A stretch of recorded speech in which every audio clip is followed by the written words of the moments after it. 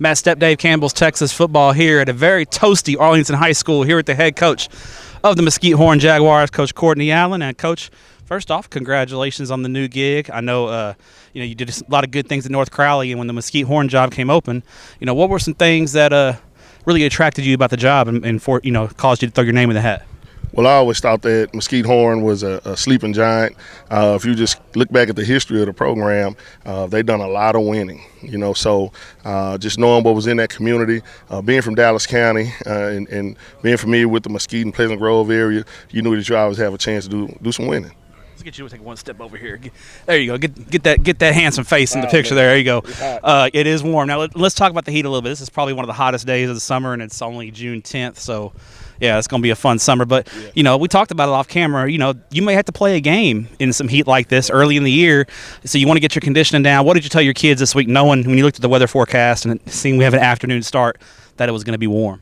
Well, we actually tried to do a little practicing in the heat towards the end of the preparation time for this. Tried to tell them to get hydrated a couple of days beforehand. Before we left school today, we made sure they all had water and Pedialyte popsicles, so to kind of help with cramping. So you try to do what you can do to prepare for it, but, man, it's 100 degrees out here, so I don't know how prepared you'll be, but I think we'll be fine today. Like you said, I know you talk to your trainer a lot about these kind of things. Those are the experts in this kind of thing, and the hydration is key. But there is some acclimation you guys will have to do in this. Those early season games can get hot as well, especially when you're putting pads on and things like that. So I'm guessing you're going to keep an eye on your kids and see who's in really good shape and maybe who needs to get a little more acclimated to the heat today, right? Oh, no doubt. They're in good shape. I can tell you that because we do a lot of running. But, this heat is different. But, we'll monitor it. The staff is sitting over there. We got coolers for the water, fruit, and whatever they need to keep them going. So we'll just keep an eye on them. And you got here early. You got a spot with a little bit of shade here. Smart move there, right? Yeah, man. Looking, we were inside. They kicked us out, and they put us in the sun. I said, we better find a spot quick, so we can survive. Now, what are you looking to see out of your kiddos today? Obviously, we know 7-on-7 is not real football. We're missing the big boys, the linemen who are so key to everything. But, you can see some good things and see some things that translate to Friday night. What do you want to see out of your kiddos today? Well, number one is competing and against someone else. We didn't go through spring ball. We had an opportunity to teach and try to get as much of that in the board work and film. A lot of install, right? Yes. So now we have an opportunity to come out here and go against some other people and see them execute. Now, the biggest thing I told them today is just execute and compete. Whatever happens in the end of it, it happens. But I want to see your competition level and how you execute. Because when somebody's in a different color jersey as you, it kind of turns the heat up a little bit, right? It does, even for the coaches. We can't do anything. We got to sit out here under the tent. However, just competition, period, against someone else, it always makes you better. All right, now you mentioned you guys didn't do spring football because you were transitioning and getting your staff together. They're coming in from other schools, that kind of thing.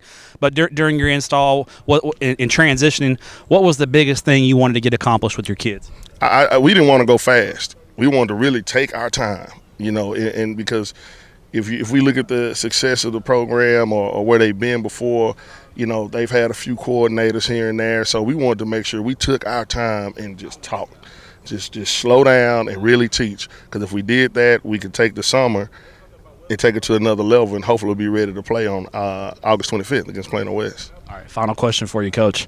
Let's get a fun question here. You're still establishing your coaching staff and still get, I know you know a lot of these guys. If we were to have a barbecue eating contest amongst your coaching staff, who's winning the contest and what position do they coach?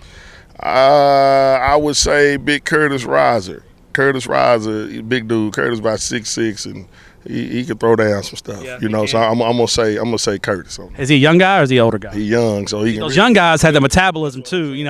We're both big guys, but he can go to sleep. Get the itis and we're done, right? Yep. So, right.